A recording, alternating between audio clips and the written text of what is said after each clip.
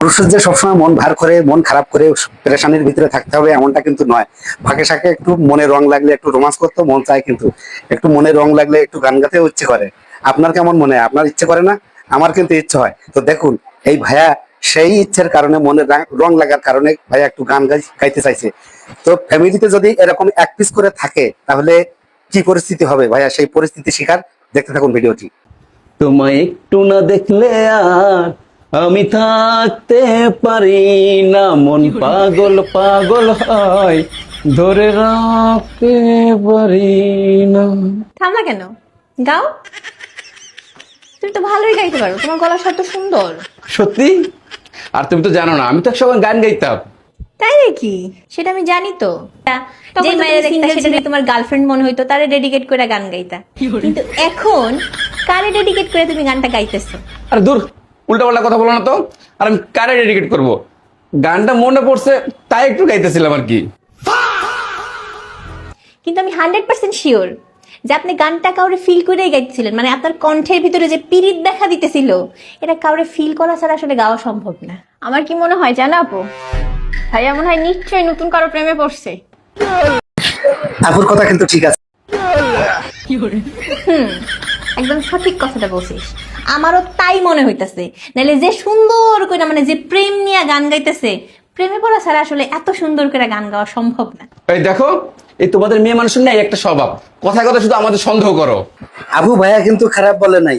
তাই না? তা সন্দেহ করার কাজ করো কেন? সন্দেহ করার কাজ না করলেই তো সন্দেহ করি না। আচ্ছা তুমি বলো, আজকে পর্যন্ত সন্দেহ করার মতো এমন কোনো কাজ করছি আমি?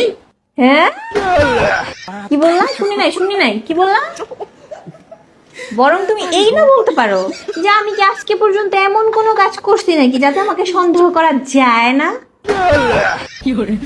তোমাদের তো সমস্যা আছে বুঝছো, নাইলে আমাদের মাইয়া মানুষের তো খাইয়া দেয় আর কোনো কাজ নাই ভাই। সারাদিন ব্যস্ত থাকি সংসারের কাজ নিয়ে, তার মধ্যে আবার আরেকটা কাজ বেশি যে তোমার সন্দেহ করা লাগে। সারাদিন তো সন্দেহ করার মতো কাজ করো, মানে সবসময় পদে পদে পদে পদে সন্দেহ করার মতো কাজ করো, সেই জন্যই সন্দেহ করতে হয়। নাইলে আমাদের কি খাইয়া দেওয়ার কোনো কাজ নাই? তোমাদের যদি সন্দেহ না করতে হইতো তাহলে জীবনটা তো আর একটু রিল্যাক্স হইতে পারতো।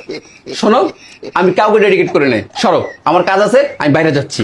এই বাইরে যখন যাবা, এখন তো বুঝতে পারতেছি যে এখন তুমি 100% শিওর যে তুমি কাউরে না কাউরে ডেডিকেট কইরাই গানটা গাইছো। নাইলে বাইরে যাওয়ার জন্য এত উতলা আবার এত রেডি কেন হইতেছো? আমি যে তোমার এতবার জিজ্ঞেস করলাম যে কারে ডেডিকেট করে, কারে ফিল করে গানটা গাইছো, তুমি একটা বলো তোমার মুখ দিয়ে বের হয় না এই কথাটা যে আমি তোমার মতো একটা সুন্দরী, তুমি আমার একমাত্র বউ, তোমার মতো একটা সুন্দরী বউ থাকতে আমি কেন শুধু শুধু অন্য কোনো মেয়েকে ফিল করে বা অন্য কোনো মেয়েকে ডেডিকেট করে গান গাইতে যাব? আমি তো আসলে গানটা তোমাকে ডেডিকেট করে গাইছি। যদি এই কথাটা বলতা তাহলে আমার কোনো কথা বলার দরকারই ছিল না, ঠিক আছে? কিন্তু না, তুমি সেটারে পেঁচায়া পেঁচায়া জগা খিচুড়ি বানাইয়া তারপরেই ছাড়লা। তোমার কি এমনি এমনি সন্দেহ করি? আমি এমনি করি না। একটা সত্যি কথা কই, বলেন। আসলে আমি গানটা গাইছি তোমাকে ডেডিকেট করে। হ্যাঁ, একদম সঠিক কথা। জানি তো, এখন আর চাপা পেটানো লাগবে না। আর এই যে রেডি হয়েছেন না, আপনার কোথাও যাওয়া হবে না। ভাবছেন যে আপনার এখন আমি বাইরে যেতে দিব আর গিয়ে ওই মাইয়ের সাথে ডেটিং করে আসবেন না? কোনো লাভ নাই, ঠিক আছে? ওই যে রেডি হওয়া বাদ দিয়ে যাও রান্না করো।